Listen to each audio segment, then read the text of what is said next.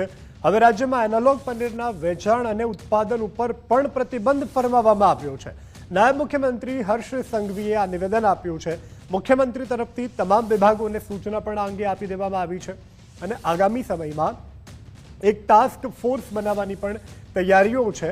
સ્વાસ્થ્યની સાથે ચેડા કરતા લોકોની સામે આ એક કડક કાર્યવાહી છે। ભેળસેળ કરનારા તત્વોની સામે કાર્યવાહી થઈ રહી છે, કારણ કે આ ભેળસેળિયા તત્વો જે છે તે ગુનેગારથી કમ નથી, કારણ કે હજારો લોકોના સ્વાસ્થ્યની સાથે તેઓ છેડા કરતા હોય છે। जो आदरणीय मुख्यमंत्री श्री भूपेन्द्रभाई पटेल साहेब द्वारा काले ज कैबिनेट में एनालॉग पनीर होय के पछी कोई भी खावानी सामग्री होय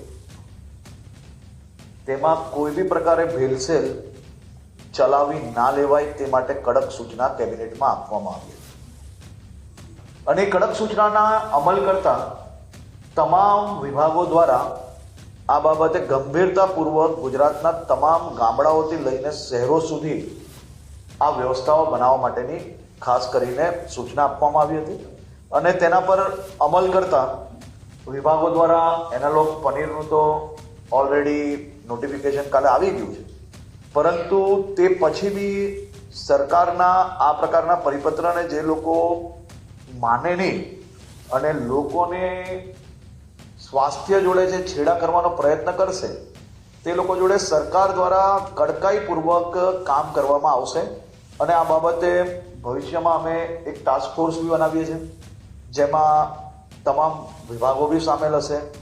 एटले आ सौ लोकोने मात्र भेलसेल वालो सामान उपयोग करवो एटला ज पूरतुं नहीं, पण अमे आ लोकोने खूब मोटा गुनेगारनी नजरेथी जोईए छे। जे लोको राज्यना नागरिकनी स्वास्थ्य जोड़े छेड़ा करे ते लोकोने नहीं छोड़वामां।